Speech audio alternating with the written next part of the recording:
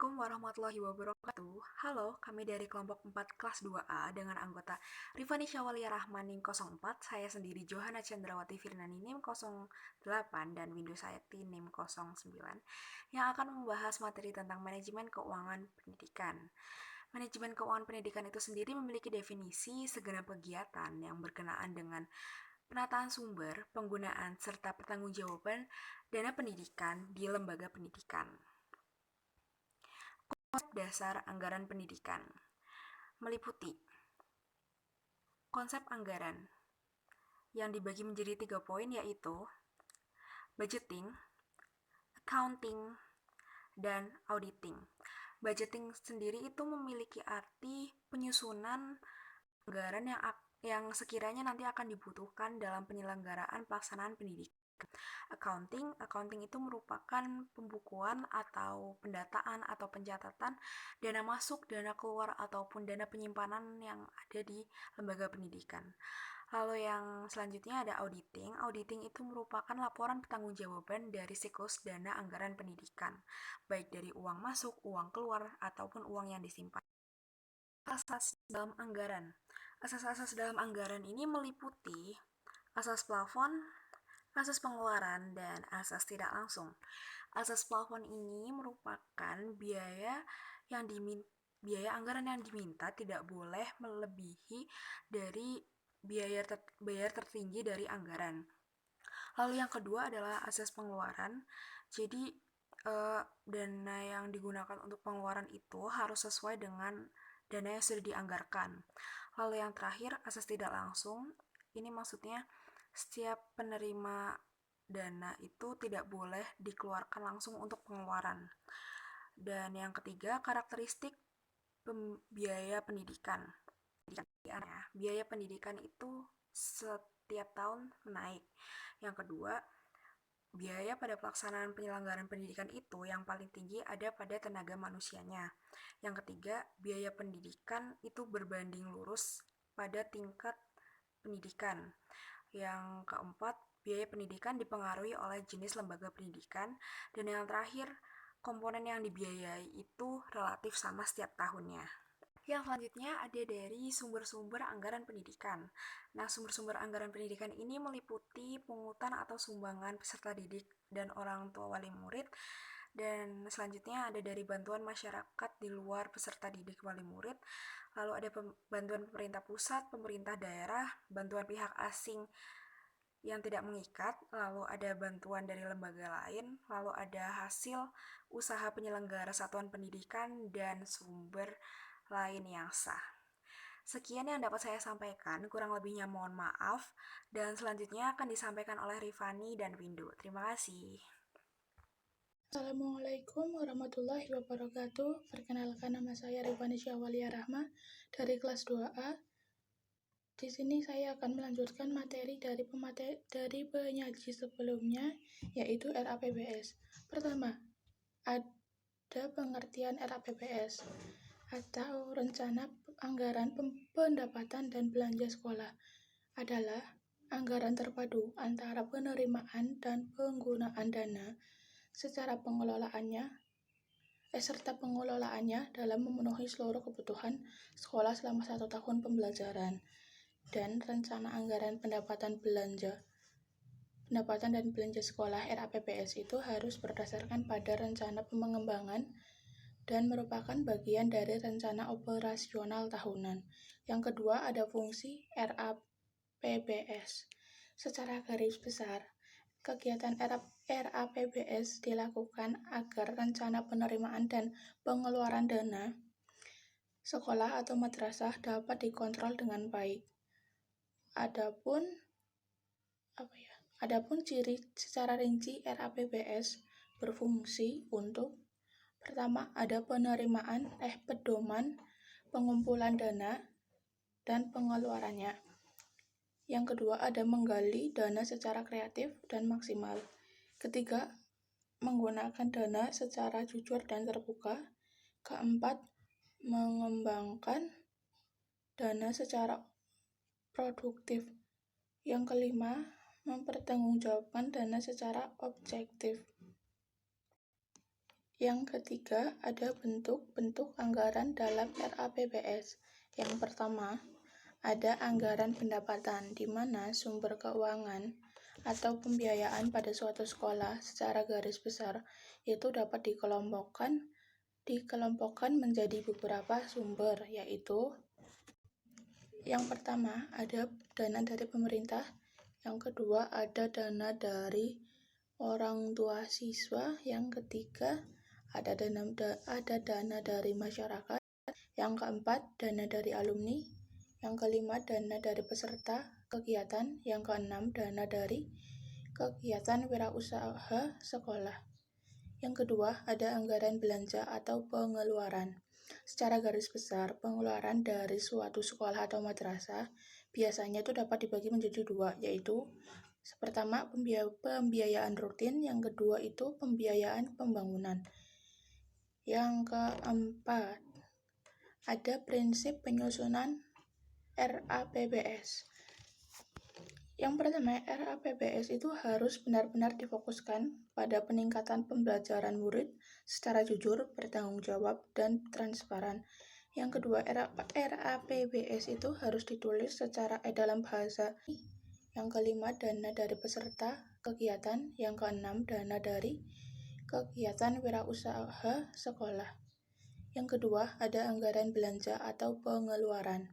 Secara garis besar, pengeluaran dari suatu sekolah atau madrasah biasanya itu dapat dibagi menjadi dua, yaitu pertama pembiayaan rutin, yang kedua itu ada prinsip penyusunan RAPBS. Yang pertama, RAPBS itu harus benar-benar difokuskan pada peningkatan pembelajaran murid secara jujur, bertanggung jawab, dan transparan. Yang kedua, RAPBS itu harus ditulis secara dalam bahasa yang sederhana dan jelas dan dipajang di tempat yang terbuka di sekolah. Yang ketiga, dalam penyusunan RAPBS, sekolah sebaiknya secara saksama memprioritaskan pembelanjaan dana sejalan dengan rencana pengembangan sekolah. Yang kelima,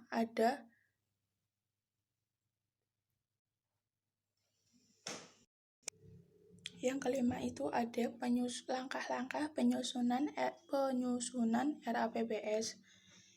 Suatu hal yang perlu diperhatikan dalam penyusunan RAPBS adalah harus menerapkan prinsip anggaran berimbang. Artinya, rencana pendapatan dan pengeluaran harus berimbang, diupayakan agar tidak terjadi anggaran pendapatan minus. Penyusunannya hendaknya mengikuti langkah-langkah sebagai berikut. Pertama, menginventarisasi rencana yang akan dilaksanakan. Yang kedua, menyusun rencana berdasarkan skala prioritas pelaksanaannya. Ketiga, menentukan program kerja dan rincian program. Keempat, menetapkan kebutuhan untuk pelaksanaan rincian program. Yang kelima, menghitung dana yang dibutuhkan. Yang keenam, menentukan sumber dana untuk membiayai rencana. Rencana tersebut setelah dibahas dengan pengurus dan komite sekolah, maka selanjutnya akan ditetapkan sebagai anggaran pendapatan belanja sekolah.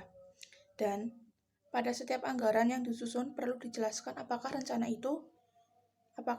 anggaran itu akan dilaksanakan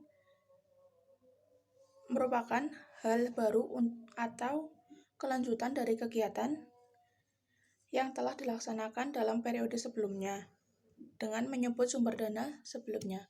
Sekian, terima kasih. Wassalamualaikum warahmatullahi wabarakatuh. Ya, kemudian yang ketiga itu ada pelaksanaan dan pengawasan anggaran sekolah. Salah satu aspek yang meliputi lembaga pendidikan yaitu pengelolaan keuangan. Pengelolaan keuangan itu merupakan perencanaan, pengarahan, pemantauan, pengorganisasian, dan pengendalian sumber daya moneter dari sebuah organisasi yang efisien dan efektif untuk mencapai tujuan organisasi. dan pengelola manajemen keuangan pada setiap instansi lembaga pendidikan maupun non-pendidikan itu perlu dilakukan untuk mengatur aktivitas kinerja dalam sekolah.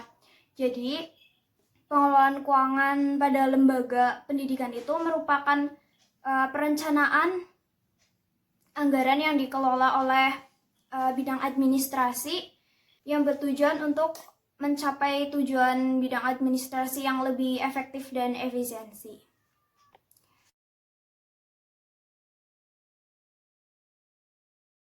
Kemudian ada proses pengelolaan keuangan di sekolah. Di situ terdapat 5, yaitu yang pertama ada perencanaan anggaran, yang kedua ada strategi mencari sumber dana sekolah, yang ketiga ada penggunaan keuangan sekolah, yang keempat ada pengawasan dan evaluasi anggaran, dan yang kelima ada pertanggungjawaban.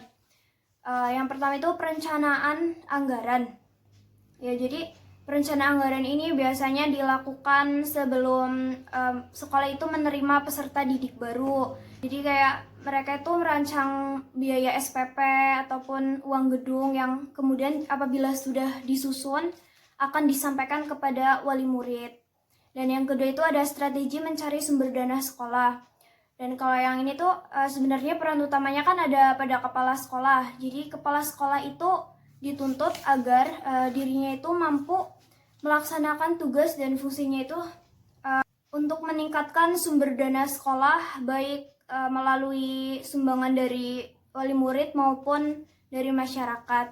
Dan yang ketiga itu ada penggunaan keuangan sekolah. Jadi dalam berbagai kegiatan yang di sekolah itu mereka harus dapat memanage keuangan gitu. Jadi kayak berapa dana yang harus dikeluarkan dan berapa dana yang harus didapatkan itu harus seimbang. Jadi mereka itu harus dapat memanage keuangan yang ada di sekolah. Dan yang keempat itu ada pengawasan dan evaluasi anggaran. Anggaran yang dikeluarkan dalam jumlah berapapun itu harus tetap ada pengawasan dari bidang administrasi tersebut. Ya, dan yang terakhir itu ada pertanggungjawaban. Jadi semua dana yang dikeluarkan maupun yang didapatkan itu yang nantinya akan didata. Jadi nggak sembarang keluar ataupun dipergunakan itu bebas. Jadi anggaran yang keluar itu memang harus didata dan nantinya itu akan diserahkan kepada pengawas anggaran sekolah. Jadi tidak boleh semena-mena dalam mengeluarkan dana dan dana yang dikeluarkan itu harus bersangkutan dengan keperluan dan kepentingan sekolah saja. Jadi nggak boleh untuk kepentingan pribadi. Dan yang terakhir itu ada sumber-sumber keuangan sekolah. Yang pertama ada dana dari pemerintah, yang kedua dana dari orang tua siswa, yang ketiga dana dari masyarakat, yang keempat dana dari alumni, dan yang terakhir ada dana dari peserta. Yang pertama ada dana dari pemerintah. Jadi dana dari pemerintah itu disediakan melalui jalur anggaran rutin dalam daftar isian kegiatan yang dilakukan pada setiap sekolah, yaitu setiap tahunnya itu.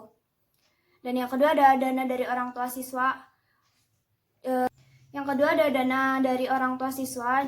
Kalau yang dana dari orang tua siswa ini dilakukan setelah melakukan rapat komite sekolah. Dan yang ketiga ada dana dari masyarakat. Dana dari masyarakat sendiri ini merupakan sumbangan sukarela dari masyarakat yang dibentuk oleh masyarakat untuk sekolah. Yang keempat ada dana dari alumni. Dana dari alumni ini biasanya nggak selalu berbentuk uang, jadi mereka tuh bisa menyumbangkan buku maupun perlengkapan belajar lainnya. Dan yang terakhir ada dana dari peserta. Dana dari peserta ini merupakan seorang yang mengikuti kegiatan ekstrakurikuler yang berada di sekolah tersebut, maupun seperti kursus komputer ataupun kursus Inggris di dalam sekolah tersebut. Ya, sekian. Wassalamualaikum warahmatullahi wabarakatuh. Dan dana yang dikeluarkan itu harus bersangkutan dengan keperluan dan kepentingan sekolah saja. Jadi nggak boleh untuk kepentingan pribadi. Dan yang terakhir itu ada sumber-sumber keuangan sekolah. Yang pertama ada dana dari pemerintah, yang kedua dana dari orang tua siswa, yang ketiga dana dari masyarakat, yang keempat dana dari alumni, dan yang terakhir ada dana dari peserta. Yang pertama ada dana dari pemerintah. Jadi dana dari pemerintah itu disediakan melalui jalur anggaran rutin dalam daftar isian kegiatan yang dilakukan pada setiap sekolah, yaitu setiap tahunnya itu. Dan yang kedua ada dana dari orang tua siswa. Kalau yang dana dari orang tua siswa ini dilakukan setelah melakukan rapat komite sekolah. Dan yang ketiga ada dana dari masyarakat. Dana dari masyarakat sendiri ini merupakan sumbangan sukarela dari masyarakat yang dibentuk oleh masyarakat untuk sekolah. Yang keempat ada dana dari alumni. Dana dari alumni ini biasanya nggak selalu berbentuk uang, jadi mereka tuh bisa menyumbangkan buku maupun perlengkapan belajar lainnya. Dan yang terakhir ada dana dari peserta. Dana dari peserta ini merupakan seorang yang mengikuti kegiatan ekstrakurikuler yang berada di sekolah tersebut, maupun seperti kursus komputer ataupun kursus Inggris di dalam sekolah tersebut. Ya, sekian. Wassalamualaikum warahmatullahi wabarakatuh.